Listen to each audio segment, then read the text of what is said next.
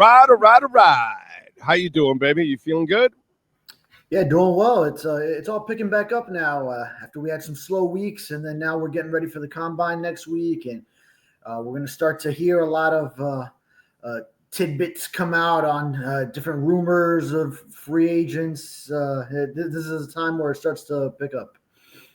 I used to visit that cycle all the time, training athletes, because he is, and I mean it all in a very, nice way.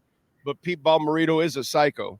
So, how did it go with Bomarito and watching some of the guys who are getting prepared for the draft? Yeah, he is. He's intense, and I mean, he keeps all his guys on edge. I mean, you see him get on some of his coworkers, his employees there, like, hey, you're on me. You're looking at me, and he's writing notes down for every guy that runs, and it's incredible how precise he is with everything he looks for. I mean, like in between guys running, he's lifting up blades of grass and sprinkling them to see what kind of wind resistance they're either going into or have at their back.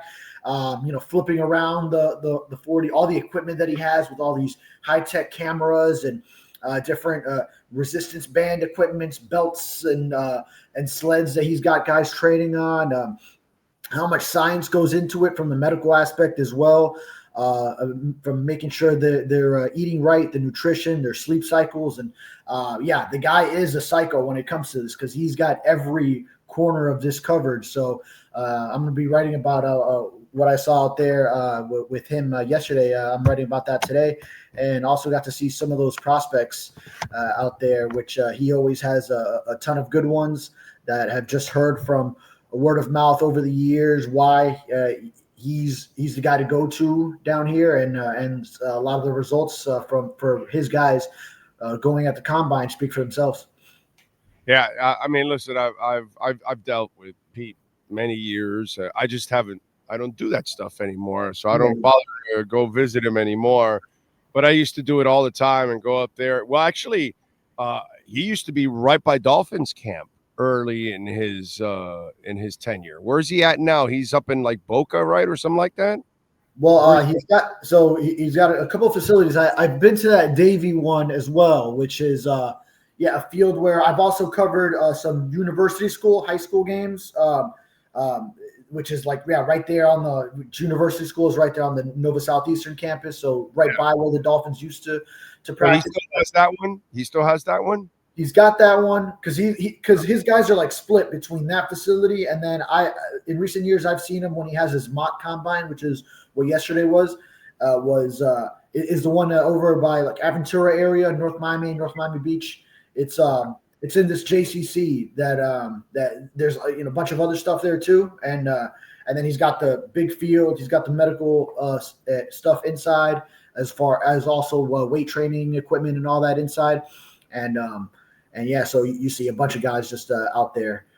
So that's where I think he has more of his stuff there so that he can get everyone together that works out at the two facilities. Okay. What are you expecting the Dolphins to do next in the cut department?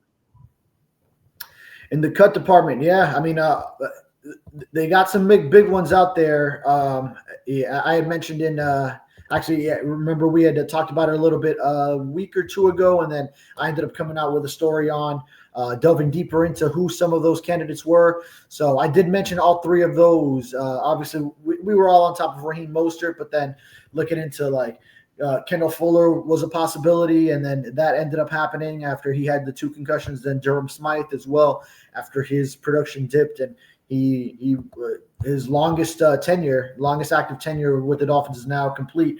I'm still looking at Bradley Chubb. He's a candidate for the post June 1, that $20 million. It's a little bit under it, like 19 point something, but that could be a desirable figure for the Dolphins to look at, but that would be with a post June 1 designation.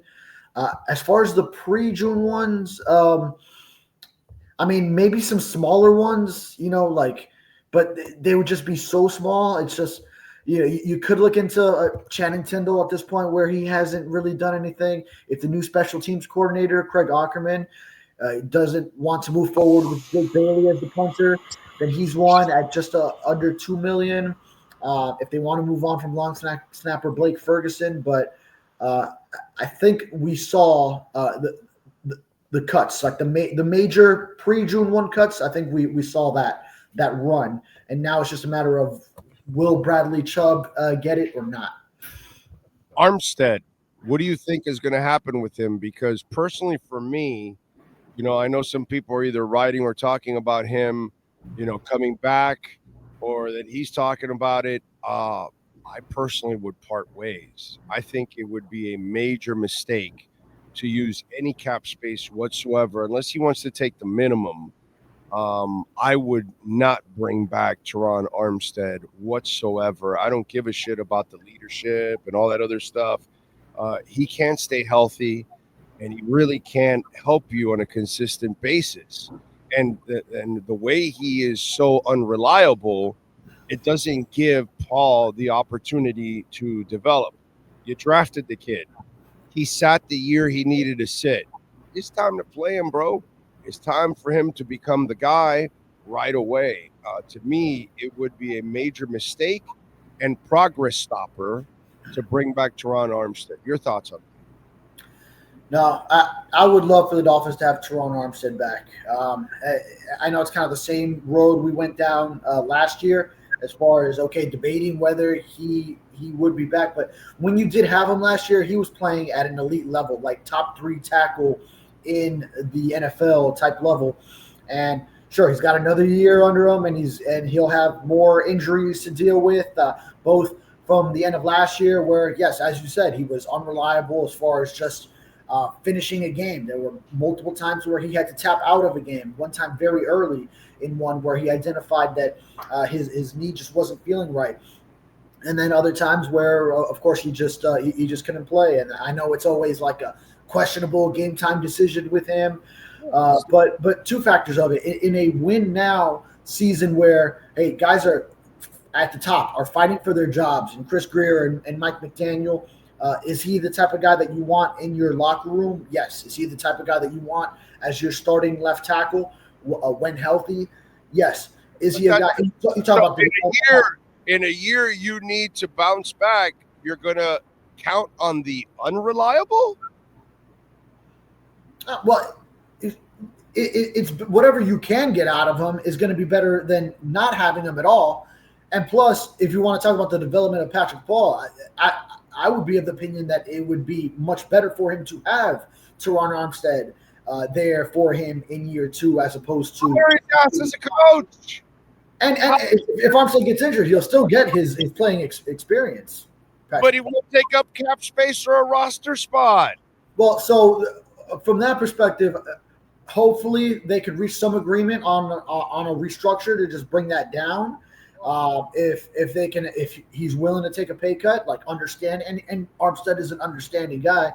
If he can say, hey, at this point in my career, yeah, I understand. And if he does want to come back, he did express. He never earned the current contract you gave him. Say what? He never earned the current contract you gave him.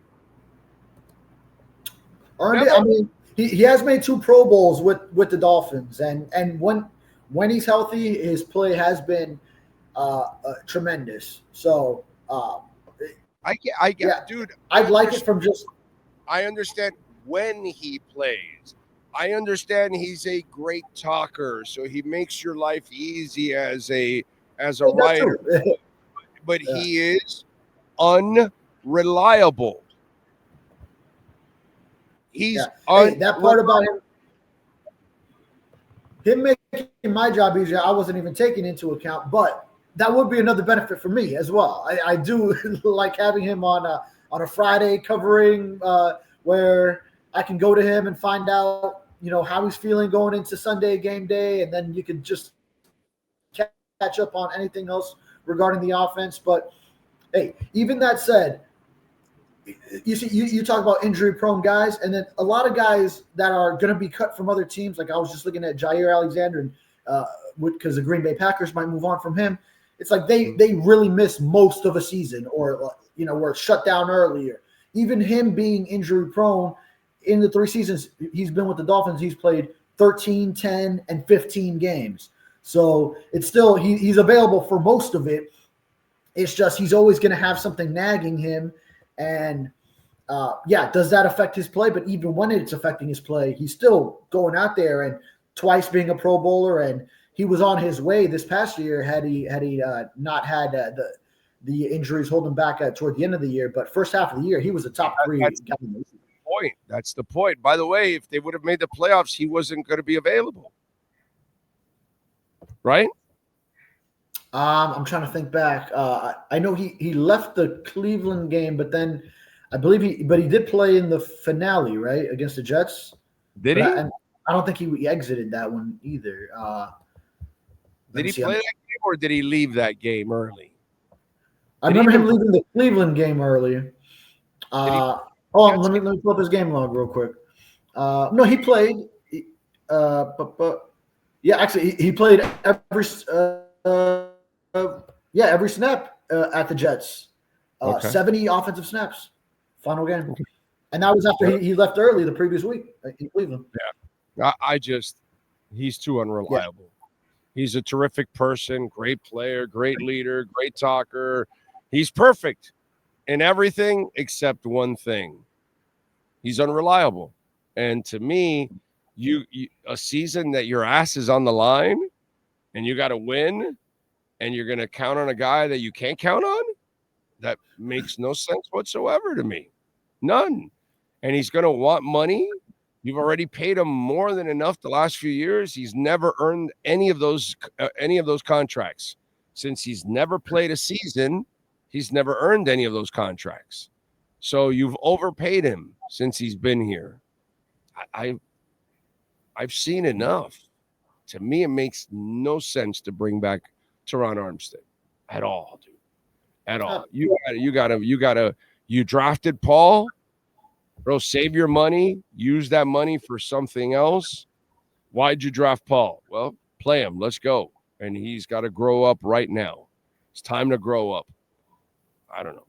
And I think depends on how far along they feel Paul is, because remember, they also did draft him as a little bit more of a raw product that needs development and needs some seasoning, which is why Teron Armstead's presence, his rookie year, Paul's rookie year, was so valuable for him. So depends. If you feel Patrick Paul is a starting caliber NFL left tackle right now, based on the development he has had so far, then you could move a little bit more on that spectrum to say, Armstead's got to take a bigger pay cut in order to stay.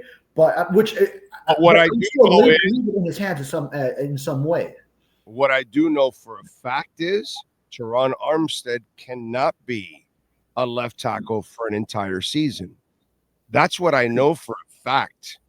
He will never hold up for an entire season. So you're bringing back a person that you have no idea when he's going to miss time and how much he's going to miss time, but he's going to miss time, and he might miss it at the worst possible stretch of your season.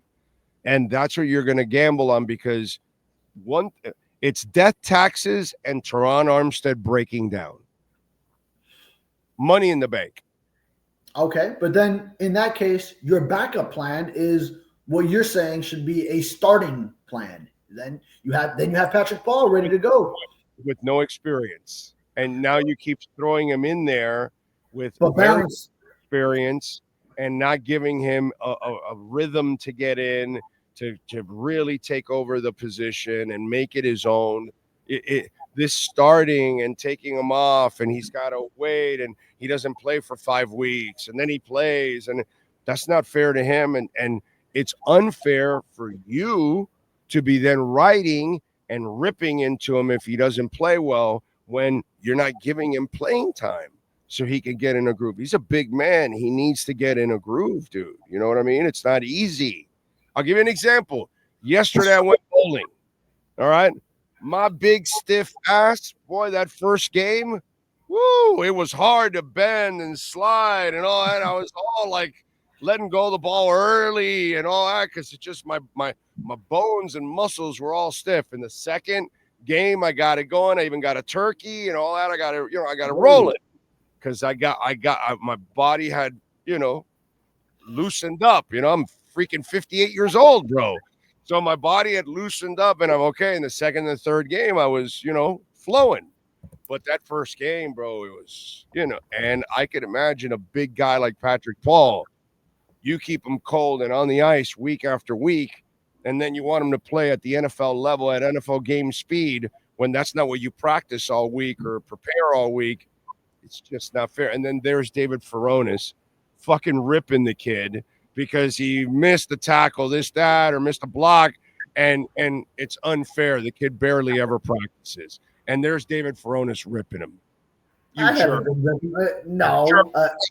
And you said you're how old, Big O? 58, bro. Patrick Paul's 23. All right. He doesn't have those same issues of needing to get his. I know, but he's a big man and like a big running back. You can't give him 5 or 10 carries. They don't get in a groove. Big running backs. They need to feel the game and feel the hits and then get stronger and deliver more. And in the fourth quarter, the bigger backs are hurting you even more. But that's because you gave him many carries throughout the game to get a feel for what's going on.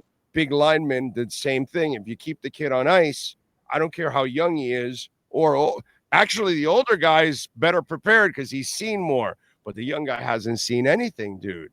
I think it's unfair to him. I think it's a progress stopper. That's just me. All right, then what would you think if he does end up – all right, the whole situation plays out. Armstead is cut, maybe post June 1 because there's more money there if you do it that way. And then Patrick Paul starts out and you're already seeing 2 weeks in, oh, boy, he wasn't ready to be a starting tackle yet. What would you think if that scenario were to play out? Now you don't have Armstead, and you got to rely on Patrick Paul, and he's going to be learning on the fly in a critical season where a lot of veterans are losing a year in their careers. Well, if Patrick Paul's not turning the corner, then you probably don't deserve the job. And I'm talking about the people that picked him. Right. Yeah. There's that. But he's also drafted as a raw I don't want to say project because he was still a second-round pick, but someone that you're trying to develop. And it doesn't just happen overnight either. So I do think also for him, Teron Armstead's voice would be valuable for him. So, now you might draft another guy that – you're going to pay Teron Armstead $15 million to hang around? With some pay cut that you can agree to. It's happened before. Happened last year. So, and I don't know if that's if it comes down to a restructure. Now, decision makers right now, they might not worry too much about future seasons in case if it does go awry. I could always see a scenario where, hey, it's all a focus on the here and now. Hopefully there's some kind of reasonable agreement that the two sides could reach. And if so, I would like him back. I do understand the price tag is very steep for a 34-year-old Teron Armstead, though. For an unreliable player. That's what he is. And I don't think we say that enough, and we don't use it for the facts that what they are. And you can't keep paying people that cannot come through for you consistently. And he never can come through consistently because his body refuses to hold up. It's the weirdest thing out there. And it's a conversation that you get burned by this constantly. And I don't know why we're even having this discussion anymore. Why? Because everybody's trying to save their jobs. I get it. But dude, you drafted Patrick Paul for this. Let's go. He's got to be able to do it. And if he doesn't, well, then there's your problem. I'm of the mindset more you drafted Patrick Paul for the preparation of if this is Armstead's last year, but then you also have to be ready to adjust. Hey, if you can get another year out of Armstead, then so be it. And then you do have a guy that you are bringing up as his backup where for the inevitable time where he does miss games, you got him there waiting in the wings, and then he could take over once that run has ended for Armstead. So, but I mean, I would like at a better price. I would like Armstead back on the team for a win now season. I wouldn't want to create another. You're confusing me. Paul's not ready. You're confusing me. You want Armstead back for another year? What year have you had him? I must have missed that. What year was it that he played the year? What year was that? What year was it? I don't remember. Hey, he still had 15 games played last year. Granted, okay, 2 of them he had to tap out very early. 13 games 2 years ago. Even his 10-game season, he got credit for a Pro Bowl. But you got to give him. I mean, those are injury-prone seasons that we're talking about, where he's still playing most of the games. So all the guys around the league that are getting cut, they only played like 5 games, 4 games, things like that. You're falling in love with the person. Never that, Bigo. Never. I stay focused. Yeah, he makes your job easy, bro. He's a stud with the voice. Oh, but you know what? Patrick Paul's a great interview too. And if I was interviewing him over his starting experience, and I'd get plenty from that as well. Yeah, great. You don't have the depth, the experience, the point of view of an Armstead, bro. I mean, his enthusiasm is just like he lights up a room. Patrick Paul. He is a true like gentle giant in his personality. To like. You see, you're blessed all over. Kendall Lamb's fantastic too. Yeah. You know, actually, the right tackle, Jackson, great kid. His brutal honesty, good or bad about himself, is refreshing. Actually, yeah. You never get that. So when I look at all your offensive linemen and how they talk, you're blessed because there's a lot of good talkers there, actually. So, but offensive linemen usually are a really smart group, actually. It's what people don't understand. They're usually pretty smart guys. They're usually the smarter group out of a team, actually, the offensive line. Aaron Brewer, same way. He's got his southern twang to everything, and that's enjoyable to interact with. And Rob Jones always very approachable, and even Liam Eichenberg. You go up to him, and whether he's up because he got into Max Crosby's head with some shit talk that he was giving him, or he's down because he had a bad game, and he'll still shoot it to you straight, and a guy that you could talk to, good or bad. So as far as the personalities, then you do like interacting and covering this offensive line. So who's the free agent? David Furones says the Miami Dolphins must target and sign. Yeah, I mean, if you look at the guards, there's quite a few that maybe you could look into. Whether it's the Steelers, James Daniels, Will Freeze. I don't know if it's Freeze or Fries. I believe it's pronounced Will Freeze from Indianapolis. Kevin Zeitler, a veteran from Detroit, who has been under Dan Campbell in that system. So I know we mentioned it a few weeks back. It's like you kind of still got to figure out which one of these guys do make it to the end. I'm even looking at like a Mekhi Becton, who was a tackle who failed at the Jets, but he had a good year at guard with the Eagles. No, I get it, but he is injury prone, so bring him on board. Yeah, no, well, that's the thing is Chris Greer does look for the value in injury prone players wherever he could find them, right? So my comments were full of that every time. Like I mentioned, Jair Alexander, like should you try if you're the Dolphins, assuming the Packers move on from him?